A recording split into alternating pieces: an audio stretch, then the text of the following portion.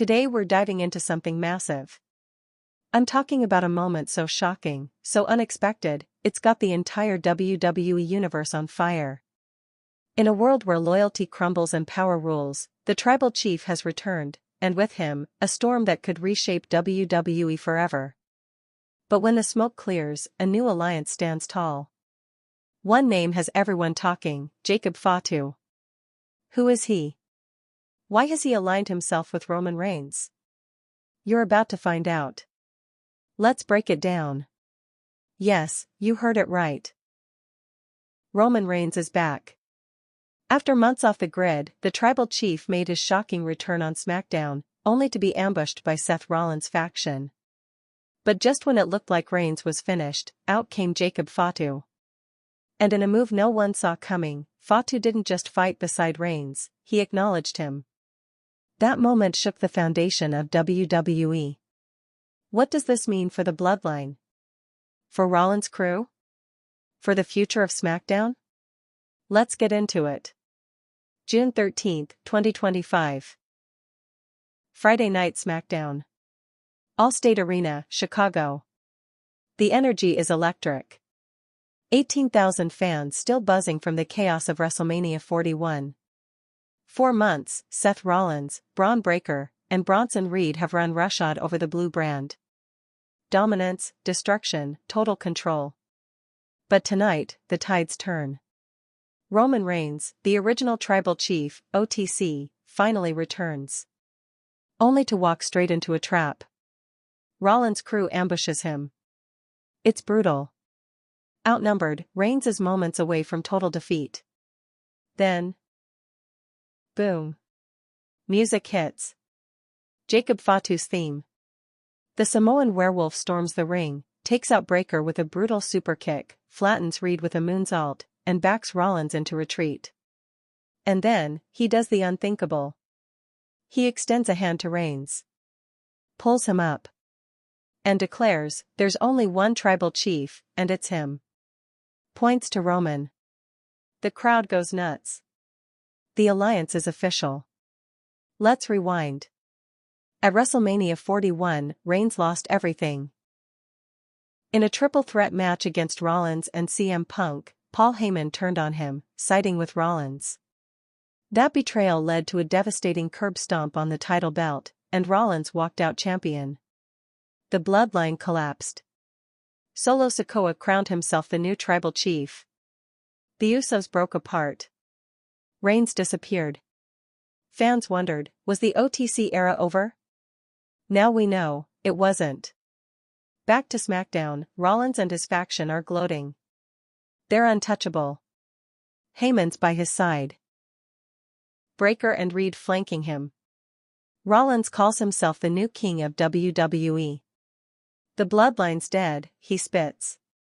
The crowd boos, but they're waiting for something. Then the lights dim. A tribal drumbeat builds through the arena. The crowd catches on, Roman. Roman. The lights snap back on, and there he is. Roman Reigns. Black gear. Dead stare. Quiet menace. He marches to the ring. Grabs the mic, voice calm, ice cold. You think you can erase me, Seth? Take my family, my legacy, and hand it to him? He points at Heyman. I built this. I carried you, Paul. And you stabbed me in the back. Turns to Rollins. You've always been a traitor.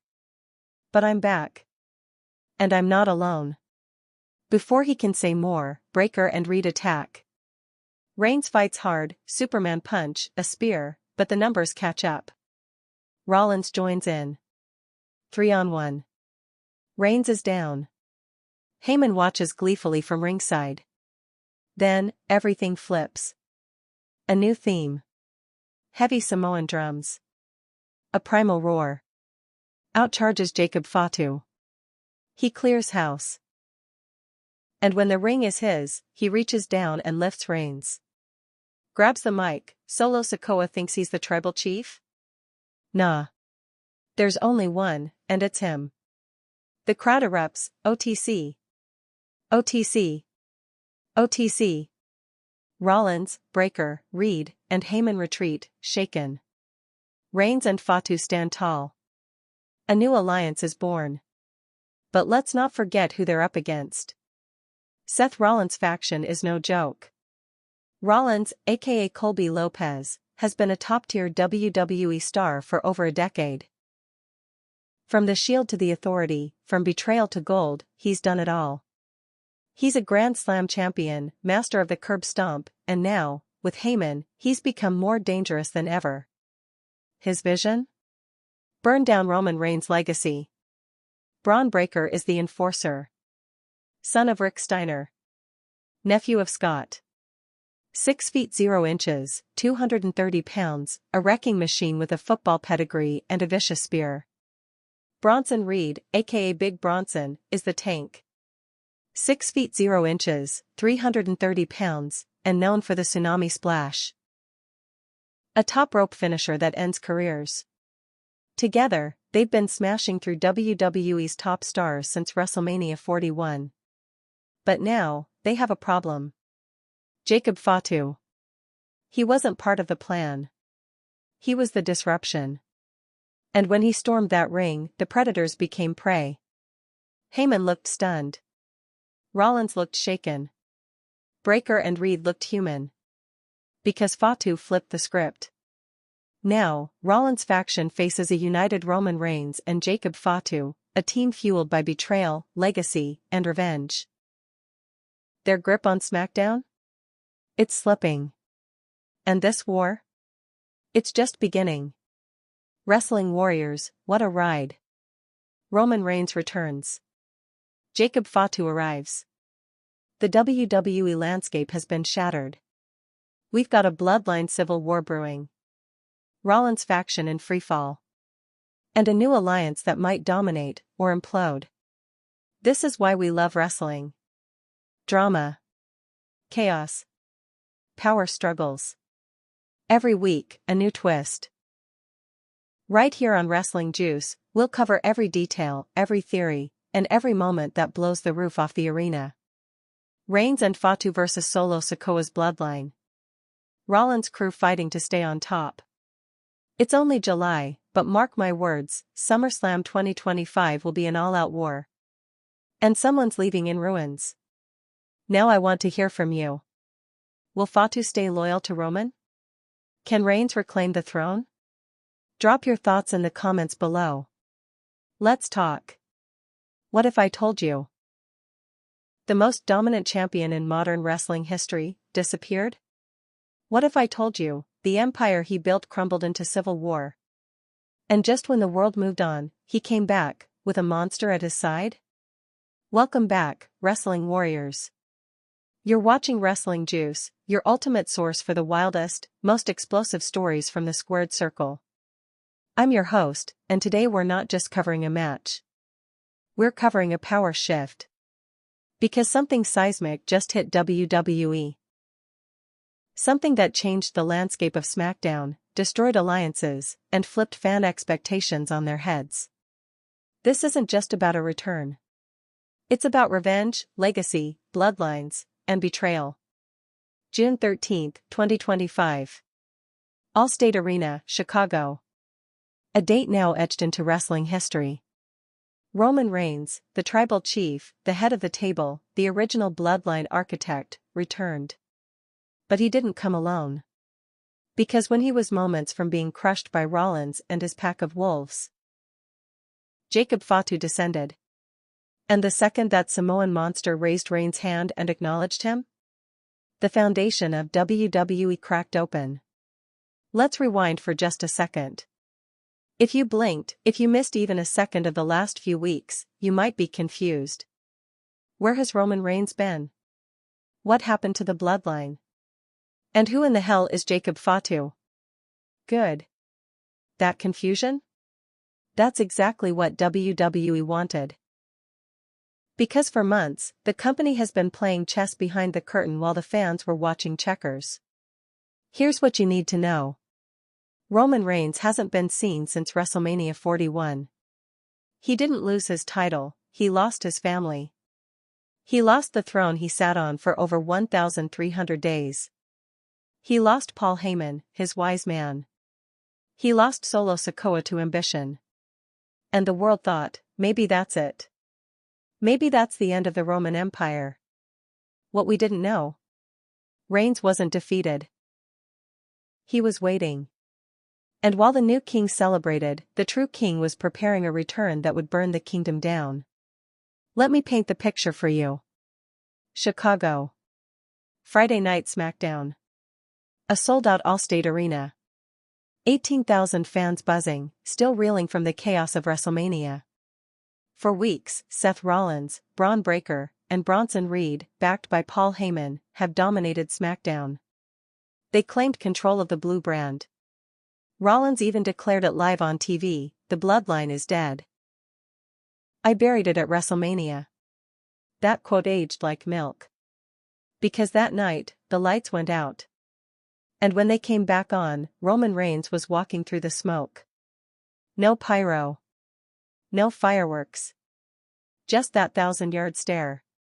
And a crowd roaring like they'd seen a ghost. But the celebration didn't last long. Rollins, Breaker, Reed, they struck like jackals. 3-on-1. Reigns fought back, but the math caught up. Down went the tribal chief. And the fans? Frozen. This was supposed to be his redemption. Instead, it looked like the final nail in the coffin. Until Jacob Fatu's music hit. If you've never heard of Jacob Fatu before, let me break it down fast. He's not just another wrestler. He's a Samoan tank with the agility of a cruiserweight. 6 feet 2 inches, 285 pounds of pure violence. Former MLW World Heavyweight Champion. Part of the legendary Anoa'i dynasty, the same bloodline that produced Reigns, the Usos, Yokozuna, Rikishi, The Rock. But Jacob? He's the black sheep. He's the one who wasn't supposed to play by the rules. And yet, he walked into that WWE ring, looked around at the wreckage. And cleaned house. Superkick to Breaker. Moonsault to Reed. Rollins scrambled like a rat. Heyman's jaw dropped. And then came the moment. Fatu, on one knee. Hand extended. Reigns, bloody and stunned, grabbed it. Fatu pulled him up. Looked him dead in the eye. And said it, "There's only one tribal chief, and it's him." The crowd exploded. 18,000 people screaming OTC. OTC. Original tribal chief. And with that, a new alliance was born. The bloodline might be fractured. But its fire? Reignited. Now, I know what you're thinking. What does this mean for WWE moving forward? Is Fatu the new enforcer of the bloodline, or its next leader? What happens to Solo Sikoa's self-declared reign? And most of all, can Rollins' faction survive this new war? This video will break it all down. Every twist. Every betrayal. Every punch thrown. We're unpacking WrestleMania 41, the collapse of the bloodline, the rise of Rollins, and the shocking twist at SmackDown that flipped the entire script. We'll dive into the history between Rollins and Reigns, from the Shield to now. We'll analyze what makes Fatu such a terrifying wildcard. And we'll break down exactly how WWE pulled off one of the best story pivots in recent memory, without a single leak. So buckle up, Warriors. Because this isn't just a comeback story. It's the beginning of a civil war. And there's no telling who will still be standing when the dust settles. Let me leave you with this: in pro wrestling, moments matter.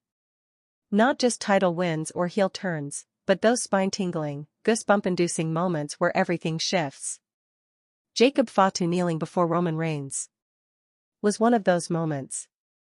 And we're going to unpack it all, right here, right now. Let's break it down. WrestleMania 41 was supposed to be a coronation. A legacy cemented. The night Roman Reigns proved once and for all that no one, not CM Punk, not Seth Rollins, not even the business itself, could touch him. Instead, it became the night his empire collapsed in front of millions. Let's go back to April. Las Vegas. Allegiant Stadium. 75,000 fans packed into the desert's biggest arena, anticipating history. Roman Reigns walked in as the reigning, defending undisputed WWE Universal Champion, holding a title he'd carried since 2020. Over 1,300 days. Longer than Hogan's second run. Longer than Cena ever held anything. He had survived everyone: Edge, Daniel Bryan, John Cena, Brock Lesnar, Cody Rhodes. Year after year, challenger after challenger fell. His title reign wasn't just long, it was dominant. It was built on fear, manipulation, and absolute control. But WrestleMania 41 was different. The main event was a triple threat match. Roman Reigns defending against Seth Rollins and CM Punk. One blood rival from his past. One returning legend with a chip on his shoulder. And Roman, for the first time in years, had no bloodline backup. No Usos. No Solo. Just Paul Heyman, ringside, with that sly grin and those folded hands. Like always. But something felt off. The entrances told you everything you needed to know. Punk came out like a man reborn, no smugness, no games. Just laser focus. Rollins strutted with confidence, but there was calculation in every step. Roman Reigns walked out alone, heavy as the head that wears the crown. No pyro. No red lay. No acknowledgement ceremony. This was war, not theater. The match began like a chess game. Reigns tried to slow the tempo. Rollins flew around like a viper. Punk picked his shots. 20 minutes in, the ring had already seen 3 spears, 4 super kicks, a top rope elbow, and a GTS that nearly ended it. Then came the turning point. Reigns had just speared Punk through the barricade. The crowd exploded. He turned, limping, looking to Heyman for a signal. And then it happened. Heyman dropped the title on the apron, not for Reigns, but in Rollins' corner. Reigns froze. The camera caught his face. Pure disbelief. The wise man, his confidant, had just betrayed him. Rollins didn't hesitate. Curb stomp on the belt. 1, 2, 3. The stadium didn't erupt. It gasped. Rollins had stolen the title and the Bloodline's heartbeat in one move. Heyman smiled for the first time in months. And Reigns? He lay flat in the ring, eyes open, staring at the lights. No music played for a moment. Just silence. Then Rollins' theme hit. He climbed the turnbuckle with the title raised high. Heyman joined him. And the broadcast cut away from Reigns. Just like that, the camera stopped telling his story. It had moved on. The era of the tribal chief was over. But that was only the beginning. After the match, the bloodline fully imploded. Solo Sikoa declared himself the new tribal chief. Not in a promo. Not in a match. He simply said it on the next SmackDown, and no one argued. Jimmy and Jay went separate ways. One to Raw. One stayed. Paul Heyman shifted into full Rollins mode, spinning narratives, rewriting history. Meanwhile, Roman Reigns disappeared. He wasn't injured. He wasn't fired. He was just gone. Vanished. For 3 months, WWE went on without him. The blue brand became Rollins' playground. Factions rose and fell. New champions were crowned. But the silence around Reigns became deafening. Fans started asking, was he done for good? Had he walked away? Was this how the greatest modern title run ended, with a betrayal and a pinfall loss to a man he once called his brother? Then the conspiracy theories started. Some said Reigns was healing. Some claimed he was training for MMA. Others swore he was waiting out his contract. WWE said nothing. Not a hint. Not a tease. Total blackout. No video packages. No "we miss you" tributes. It was like erasing history. But silence doesn't mean surrender. Behind the scenes, something was boiling. Quiet rage. A plan. And when Reigns returned on June 13th, it wasn't with a promo or a surprise backstage segment. It was with fire. But you can't understand the explosion without seeing the spark. WrestleMania 41 was the match that broke Roman Reigns. Not just physically, but spiritually.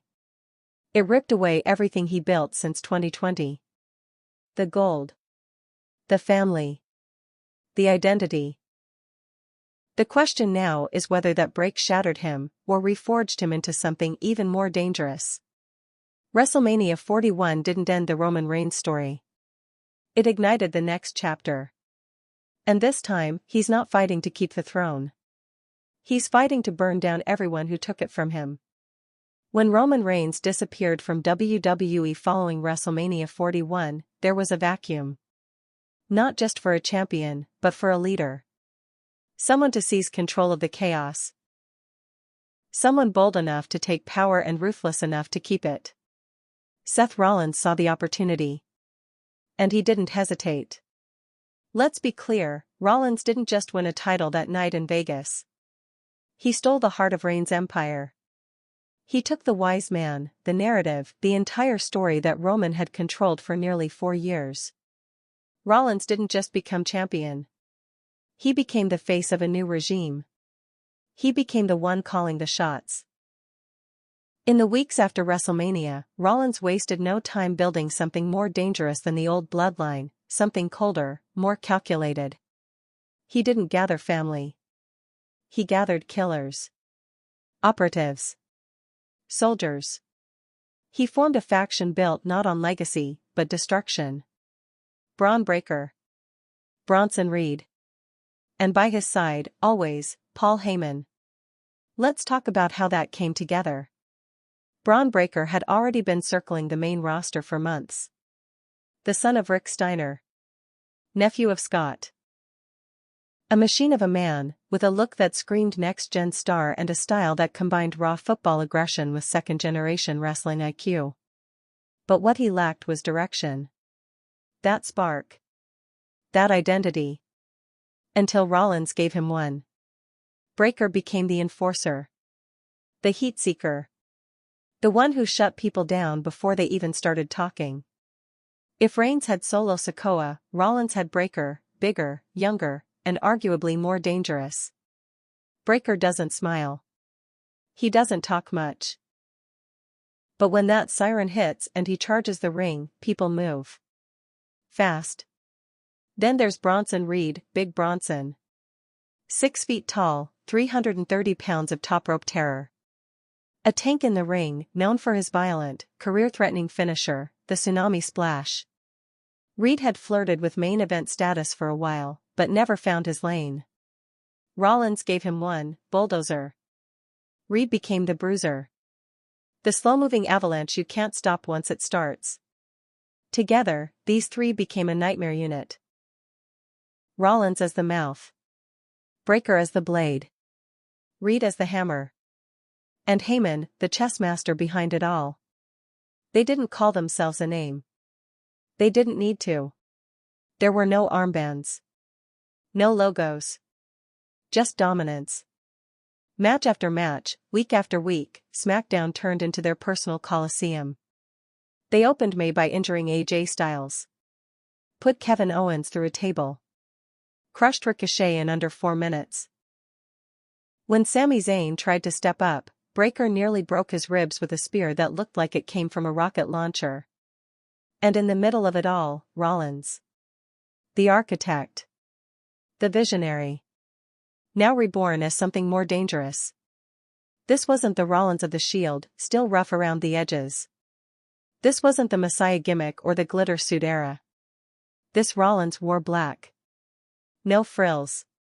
Eyes cold. Mind sharp. He wasn't here to be liked anymore. He wasn't even here to entertain. He was here to take everything Roman ever had, and destroy anyone who remembered what it used to be. And then there's Heyman. If you're surprised Paul Heyman aligned with Rollins after betraying Reigns at WrestleMania, you haven't been paying attention. Heyman doesn't worship champions. He worships momentum. And Rollins had it. His betrayal of Reigns wasn't just about power, it was about survival. In Roman, Heyman found dominance. But in Rollins, he found destruction. With this faction, Heyman had constructed something new. Something monstrous. Behind the scenes, this group started influencing matches. Pulling strings. Matches were changed. Title opportunities mysteriously disappeared. Contracts were manipulated. Rumors even began surfacing that Heyman had started leveraging his backstage influence to ensure the faction got protected. Whether true or not, the message was clear: this faction wasn't just strong in the ring, they were strong at the table. And the locker room knew it. No one wanted to go up against all three. There was no glory in it. No career benefit. Just pain. The only person who dared speak against them consistently? Cody Rhodes. But he was on Raw, kept out of their reach. SmackDown became a dictatorship. And the fans? They hated it. But they also couldn't look away. Rollins began cutting promos that felt more like manifestos. He talked about burning legacy to the ground. About how Roman Reigns' family dynasty had corrupted WWE with politics, nepotism, and ego. He called the bloodline a cult. Said Reigns held the business hostage for 4 years, and that Heyman was finally free. In one promo, he looked dead into the camera and said, "The bloodline is dead. I buried it at WrestleMania. And I'm the one who put the shovel in Roman's hand and told him to dig." Cold. Calculated. No wasted words. And yet, the cracks started showing. Slowly. Some fans weren't booing Rollins anymore. They were watching him. Studying him. Curious if this vision he kept talking about had a true endgame, or if he was just building a throne to sit on alone. Meanwhile, Breakker and Reed had their own rising egos. Both wanted to be seen as more than just muscle. Reed started demanding singles matches. Breakker began cutting solo promos. The tension was subtle. But it was there. Even Heyman looked uneasy during some segments. Still, they ruled. And WWE didn't stop them. That is, until Roman Reigns returned. June 13, SmackDown. Rollins stood in the ring, flanked by his monsters. Heyman grinning like the puppet master he's always been. Rollins began his now weekly ritual, trashing Roman Reigns. He called him a relic. Called the fans blind. Called himself the new king. That's when the lights went out. That's when the air shifted. Roman's music hit. Slow. Methodical. No pyro. No fire. Just that thudding beat. He walked to the ring like a man who had buried the version of himself we once knew. Black gear. No gold. Just vengeance in his eyes. Rollins laughed. He didn't see a threat. He saw a ghost. Until Reigns grabbed a mic and said, "You took my family. You took my throne. Now I'm taking everything back." Breakker and Reed attacked. Rollins joined in. Reigns fought. Superman punch. Spear. Elbows. But the numbers were too much. Down went Roman. And then came Jacob Fatu. We'll get to that part in the next section. But for now, understand this: Rollins' faction ruled because no one could stop them. Because they controlled the matches, the narrative, the violence. Until they didn't. Their reign wasn't built to last. It was built to dominate in absence. But now? The king has returned. And he brought a beast with him. June 13, 2025. Chicago. Allstate Arena. Friday Night SmackDown. The show opens like any other, but the crowd knows. The energy isn't normal. It's restless. Something's coming. You can feel it in the way the fans chant louder than usual during the opening match. In how the camera cuts linger just a second too long. In how the commentary team keeps teasing a huge announcement later in the night. But they're not saying it. Roman Reigns is back. WWE didn't advertise it. There were no press releases, no breaking news alerts. No teaser graphics. Just whispers, rumors, and fans who sensed something electric in the air. SmackDown moves along. The usual chaos unfolds, tag match here, a backstage argument there. Rollins appears halfway through the show with Breakker and Reed at his side. They cut a promo in the ring, surrounded by an oppressive silence. Chicago isn't cheering. They're not booing either. They're waiting. Rollins soaks it in. He's the kind of performer who can smell anticipation like blood in the water. He leans into the mic with that half smile and starts talking. Let me guess. You're all holding your breath for someone. Someone who used to matter. Someone who hasn't been seen since I crushed him beneath my boot at WrestleMania. Breakker folds his arms. Reed paces behind him like a guard dog. Rollins continues. Roman Reigns isn't coming back. He's not walking through that curtain.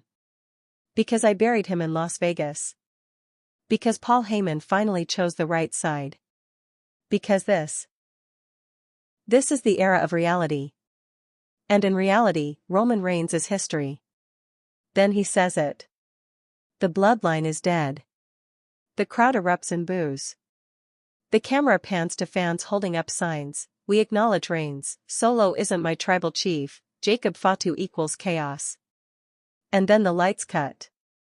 Hard blackout. A single drumbeat echoes through the arena. Not music. Not a song. A tribal rhythm, slow, deliberate. It grows louder.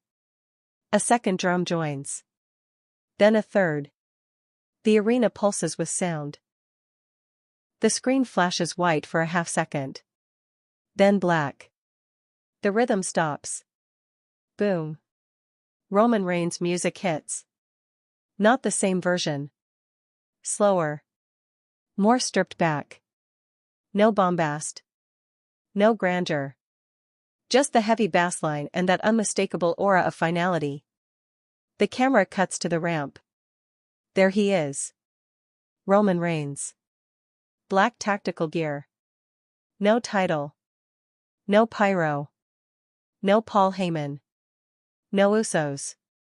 No Solo. Just him. And silence.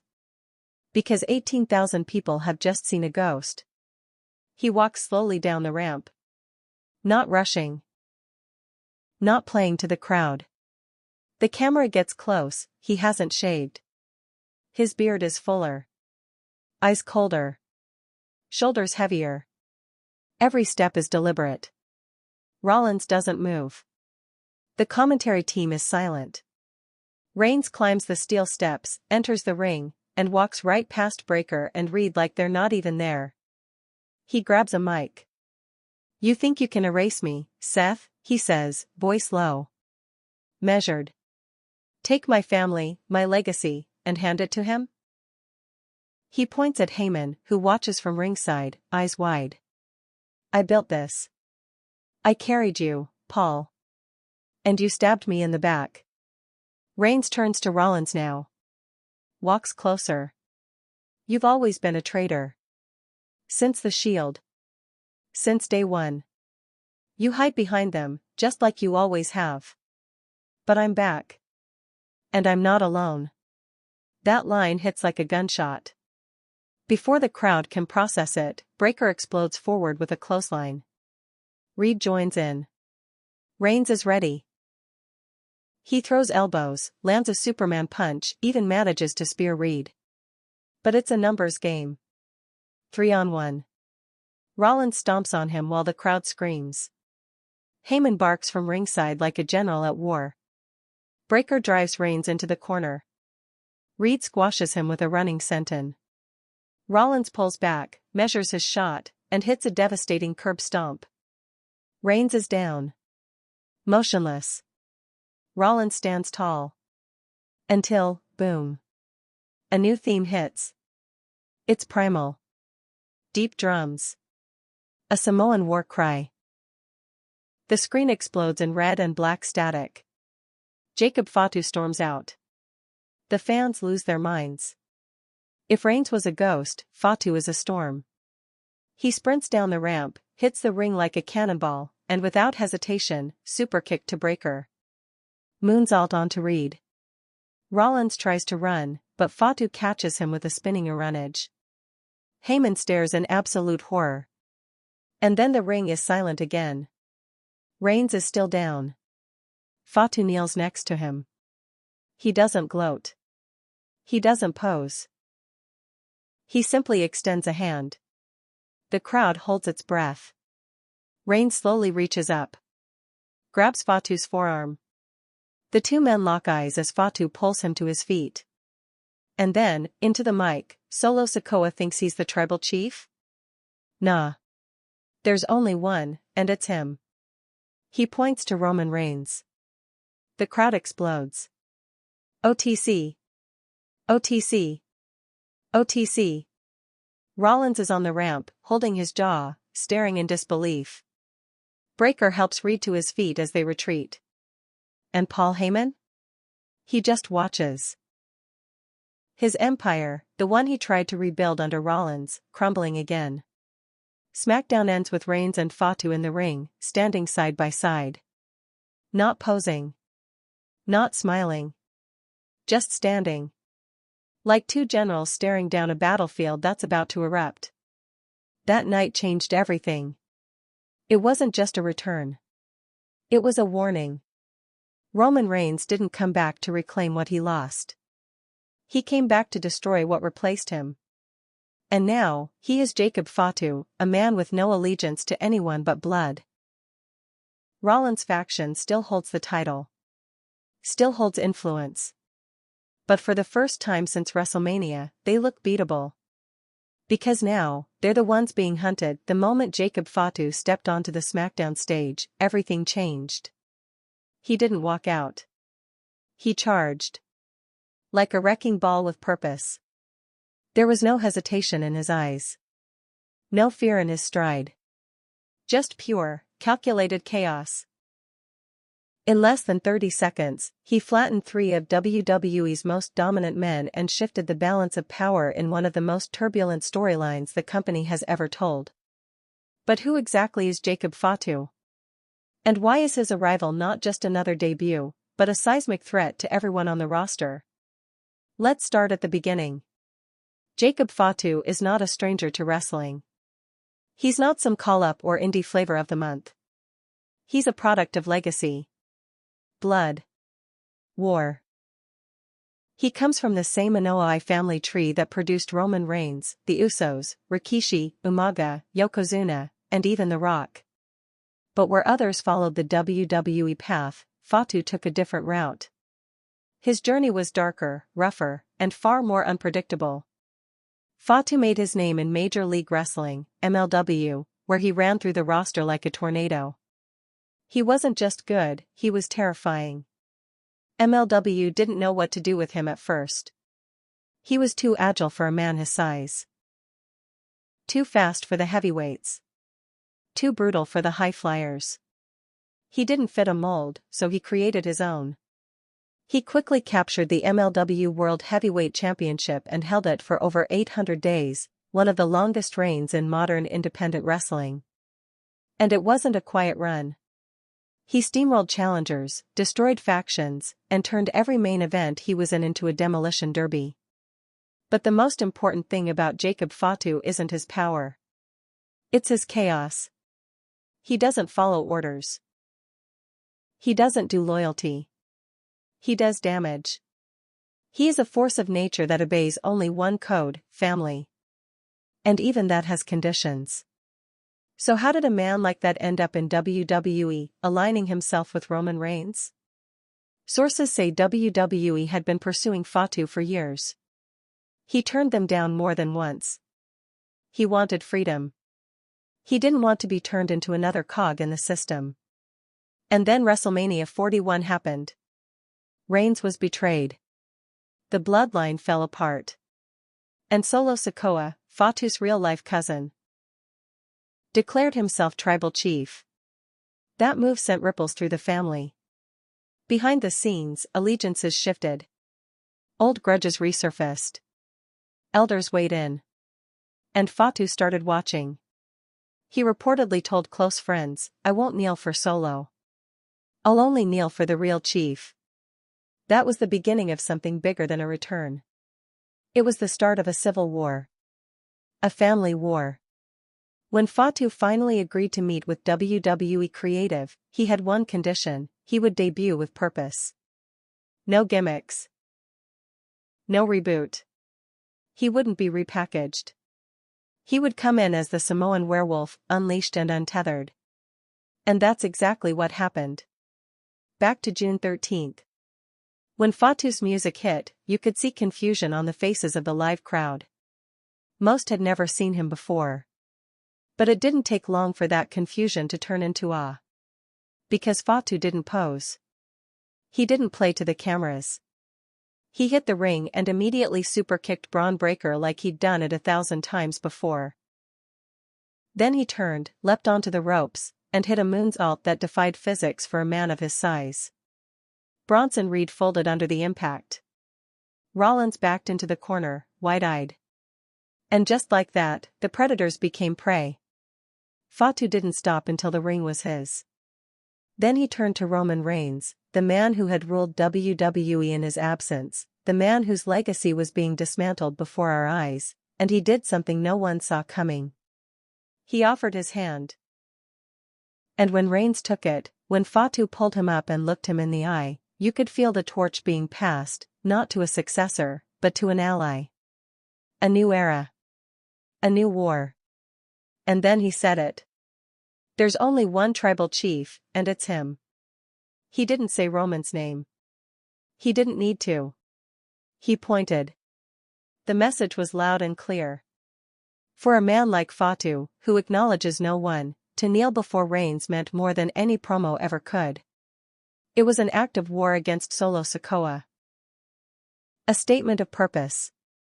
A family challenge delivered live on air. The fans may not have known all the history. But they understood the gravity. In wrestling, moments define careers. This was one of them. So why does this alliance matter so much? Because Reigns is methodical. Strategic. He plays chess. Fatu is wild. Unpredictable. He plays with fire. Together, they form a combination WWE has never seen before. Reigns, the tactician. Fatu, the brute force. Both proud members of the same bloodline, but each with entirely different philosophies. And that's where it gets interesting. Because while Fatu acknowledged Roman, the question remains, for how long? Jacob Fatu is not a soldier. He's not someone who sits in the passenger seat. He's a warlord. A savage. A king in his own right. Which means that alliance is a ticking time bomb. Right now, they stand united. Their goal is singular: destroy Rollins, dismantle his faction, and reclaim the throne that was stolen at WrestleMania. But once that's done? What happens next? Does Fatu bow forever? Or does he start to see cracks in the crown? This is where the story gets layered. Solo Sikoa still claims the title of tribal chief. He's out there somewhere, watching. The Usos are fractured. Heyman is on the run. And the locker room is now looking at two men, Reigns and Fatu, who together could burn SmackDown to the ground. They are not the Shield. They are not the Bloodline. They are something new. Something more primal. Fatu doesn't wear gold chains or silk suits. He wears tribal tattoos and war paint. He doesn't do interviews. He makes statements in blood and steel. And Roman? He knows exactly what he's unleashed. The wrestling world hasn't seen anything like this before. Not a debut. Not a comeback. A collision course. Jacob Fatu didn't just arrive in WWE. He changed it. In pro wrestling, words matter. But phrases, those few unforgettable lines that become gospel, those are rare. Austin 3:16. If you smell, the champ is here. They transcend storylines. They become movements. For Roman Reigns, it's been 3 words: acknowledge me. 3 words that turned a heel character into a cultural force. But what do they really mean? What does it mean when a man like Jacob Fatu, who doesn't follow, who doesn't kneel, utters those words in reverse? Not demanding acknowledgement, but offering it? What does it mean when he bows his head to Reigns? To understand that, we need to look at how the phrase came to define Roman Reigns in the first place. It started in 2020. The world was in lockdown. WWE was filming shows in empty arenas. Reigns had taken time off. And then, suddenly, he was back, at SummerSlam, brutal, lean, laser-focused. The days of suffering succotash were over. He returned with Heyman in his corner and a darker edge in his eyes. But it wasn't until Clash of Champions 2020 that the world really understood who Reigns had become. That night, he faced his cousin, Jey Uso. Not just for the title, but for respect. It wasn't enough for Reigns to win. He had to dominate. He had to make Jey acknowledge him. The match became a beating. Not just physically, but emotionally. And when Jey wouldn't say it, Roman unleashed hell.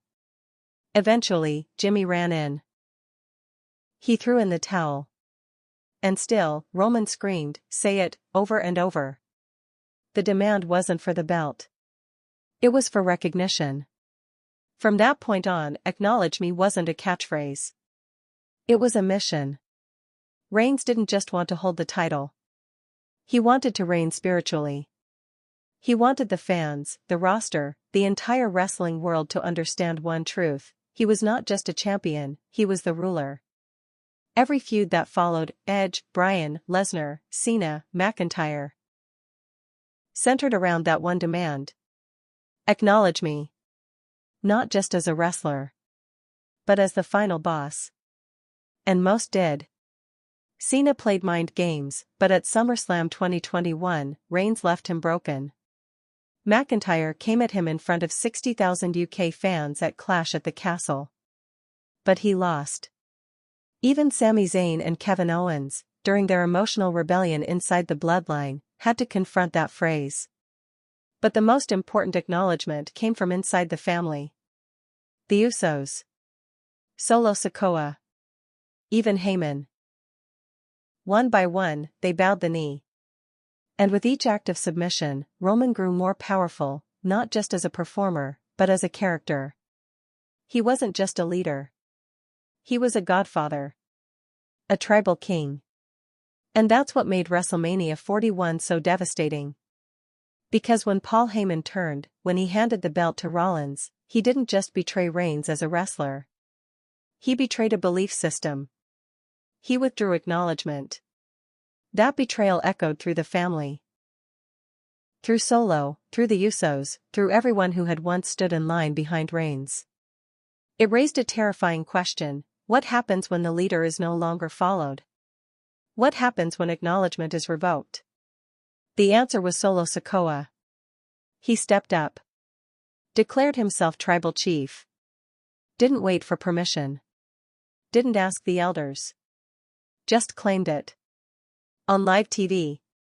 And the most shocking thing? No one challenged him. The Usos were split. Heyman was already with Rollins. Roman had vanished. There was no one left to object. Until Jacob Fatu showed up. And in one sentence, "There's only one tribal chief, and it's him," he rewrote the balance of power. Let's talk about why that matters. Fatu isn't just another Anoa'i. He is from the same bloodline as Solo and Roman. His father is the Tonga Kid. His uncle is Rikishi. His cousins include the Usos, Umaga, and, yes, Roman Reigns. But unlike them, Jacob was raised in a different wrestling school. Not just physically, but spiritually. He came up through indie circuits, Japan, and MLW. He wasn't fed through the WWE system. He was battle-tested in environments where he had to earn every inch. And in all that time, he never once bowed. Not to promoters. Not to bookers. Not to other wrestlers. Not to family. He's famous for saying, "I don't follow. I fight." So when he stands in a WWE ring, looks at Roman Reigns, bloodied, beaten, ambushed, and pulls him up, then says out loud that he's acknowledging him? That's not just support. That's a declaration of war on everyone else who claimed the crown. It's a dagger aimed straight at Solo Sikoa. It's a rejection of Paul Heyman's New Order. It's a warning to Rollins, Breakker, and Reed. This isn't just about titles anymore. This is spiritual. This is personal. Jacob Fatu didn't sign a WWE contract to climb the ladder. He signed it to rebuild the throne. And Roman? He didn't shake his head or protest. He accepted the gesture. Quietly. Powerfully. Because Roman knows what that moment meant. It was confirmation. Not just that he still matters. But that he's still the center of the story. Let's also look at the cultural weight. In Samoan culture, especially within tight family hierarchies, acknowledgement is sacred. Titles like tribal chief aren't gimmicks. They carry meaning. Respect. Authority. The storyline isn't just about wrestling.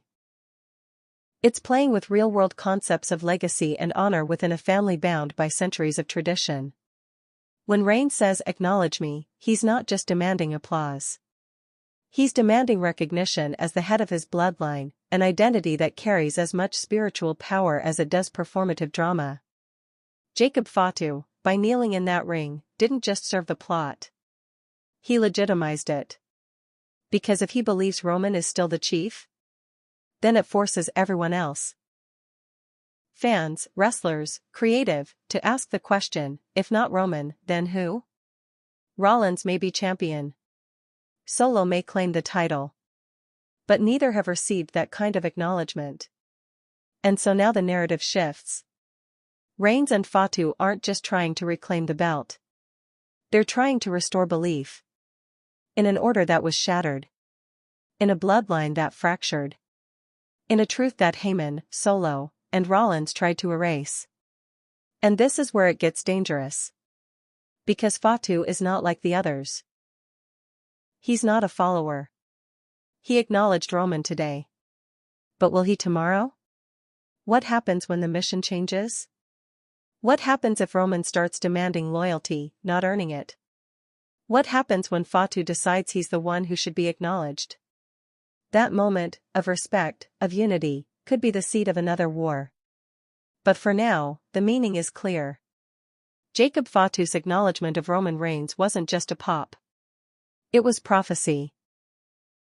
After WrestleMania 41, when the dust settled and the empire of Roman Reigns lay in ruins, there was a power vacuum, an empty throne that wouldn't stay unclaimed for long. That's when Solo Sikoa stepped up. No fanfare. No ceremony. Just a camera backstage, a microphone in his hand, and 4 words that sent shockwaves through the wrestling world: "I'm the tribal chief now."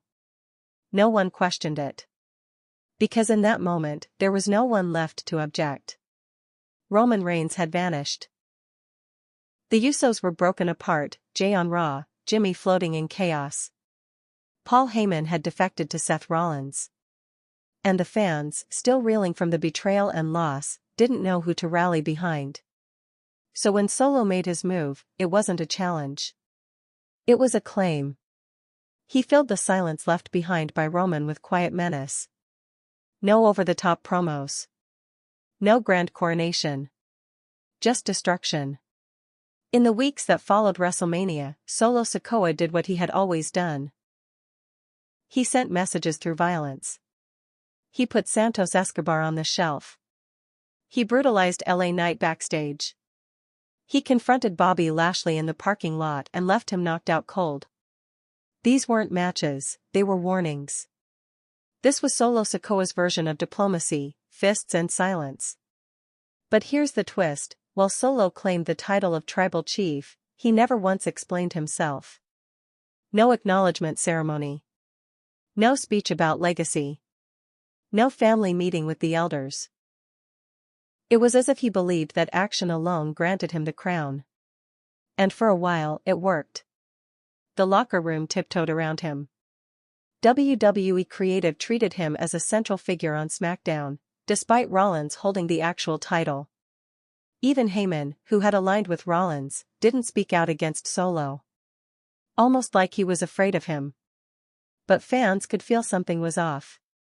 This wasn't the Solo Sikoa we'd seen before. The silent enforcer of the bloodline, always 2 steps behind Roman, never speaking unless spoken to. This was a man reborn, or unleashed. And it raised a big question, was this always the plan?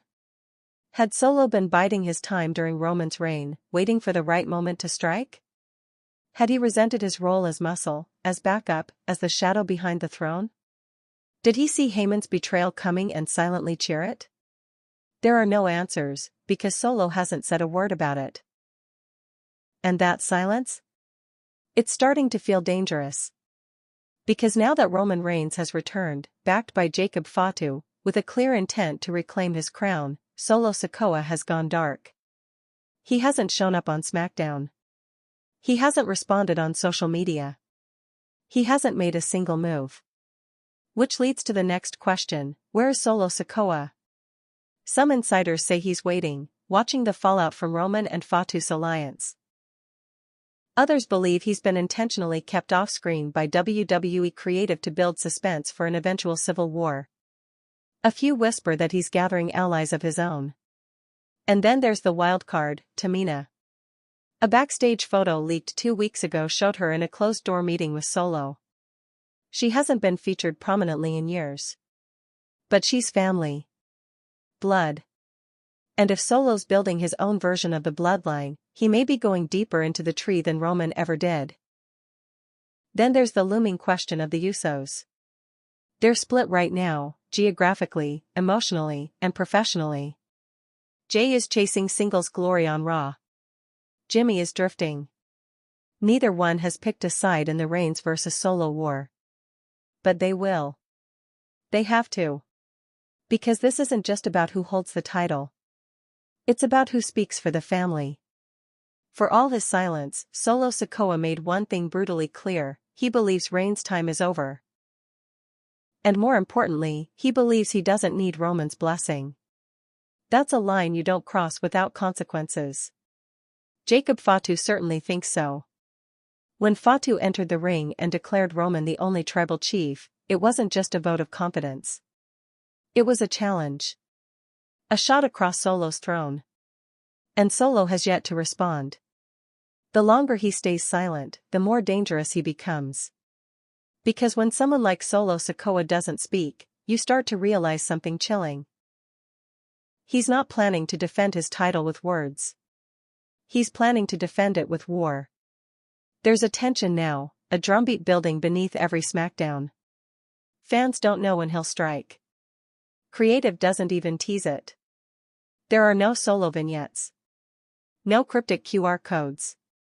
Just the looming presence of a man who has been waiting his entire career to be taken seriously, not as Roman's cousin. Not as the enforcer. But as the next tribal chief.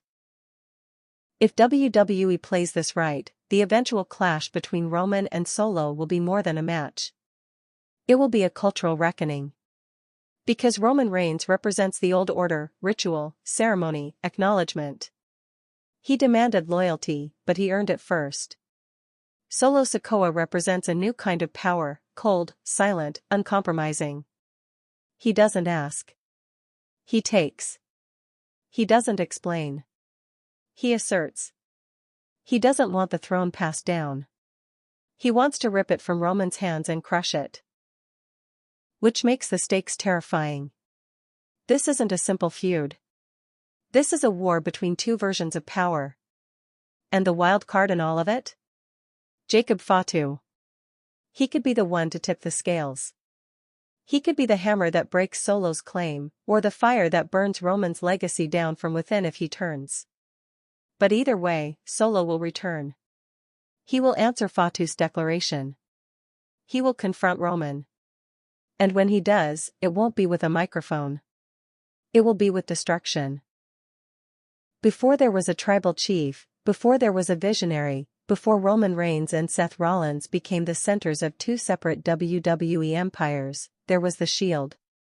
It all began in 2012.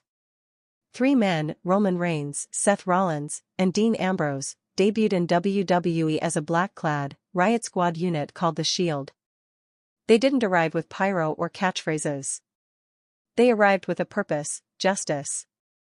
But that mission was only the surface. The real goal was dominance. And they achieved it. For nearly 2 years, the Shield tore through the WWE landscape. CM Punk, John Cena, The Undertaker, Daniel Bryan, no one was safe. The trio had a chemistry that couldn't be manufactured. Rollins was the tactician. Ambrose was the wild card. Reigns was the powerhouse. But if you looked closely, the cracks were always there. Rollins wanted control. Ambrose wanted chaos. Reigns wanted the crown. In 2014, it all blew up. During a now infamous episode of Raw, Seth Rollins swung a steel chair into the backs of Reigns and Ambrose, turning heel and aligning himself with Triple H and the Authority. It was the first betrayal. Reigns would never forget it. In the years that followed, their careers diverged and crossed in unpredictable ways. Rollins was first to win the WWE Championship. First to become a Grand Slam champion. First to cash in a Money in the Bank contract in the main event of WrestleMania. But Reigns? Reigns became the face of the company. The corporate push. The forced babyface. The guy Vince McMahon wanted on posters, on ESPN, on cereal boxes. And the fans hated it. They booed Reigns, not because he lacked talent, but because he wasn't Seth. They remembered the Shield. They remembered the betrayal. And they believed Rollins had earned his place, while Reigns had been given his. It took years for that dynamic to shift. It wasn't until 2020, when Reigns returned from medical leave with Heyman at his side and declared himself the head of the table, that the tide turned. The character changed. The attitude changed. And slowly, the crowd followed. Reigns wasn't the chosen one anymore. He was the one who took it. Meanwhile, Rollins spiraled through transformations, the Messiah, the Drip God, the Joker-light lunatic. Each version added a layer of complexity, but also created distance. He wasn't the architect anymore. He was a performer searching for meaning. They met in matches. Feuded. Fought. But it always felt like their stories were running parallel, not colliding. Until WrestleMania 41. That night wasn't just the night Rollins won the title. It was the night he got even. For years, Rollins had lived in Reigns' shadow. No matter how many titles he won, Reigns held the main event. Reigns held the spotlight. Rollins was the architect, but Roman was the empire. So when Heyman turned, when the stomp landed on the belt, and when Rollins pinned Reigns in the center of the ring, it wasn't just a championship change. It was a power shift a decade in the making. Rollins had finally done it. He had broken the man who once stood beside him. He had taken his legacy and set it on fire. And then he built a faction on the ashes. Braun Breaker. Bronson Reed. Paul Heyman. Together, they became everything the Shield once was, but colder, more efficient, less human. And still, Roman Reigns didn't speak. He vanished. Because Roman understood something no one else did. This wasn't just about wins and losses. This was personal. Because deep down, Reigns never forgave Rollins for 2014. He never forgot that chair shot. That first betrayal was the blueprint for everything that followed. The paranoia, the obsession with loyalty, the creation of the bloodline, Reigns built his kingdom to make sure no one could ever betray him again. And the first man who made him feel powerless? Seth Rollins. So now, in 2025, with both men reborn, Reigns as the fallen king, Rollins as the calculating tyrant, they're not just fighting over titles. They're fighting over history. Rollins sees himself as the architect still. He created the Shield. He destroyed it. He created the myth of Reigns, and now he's dismantling it brick by brick. In Rollins' mind, this isn't war. It's art. But for Reigns? It's revenge. Cold, personal, deliberate revenge. He's not fighting for a belt. He's fighting to erase the memory of that betrayal once and for all. He's fighting to bury the version of himself who let his brother stab him in the back.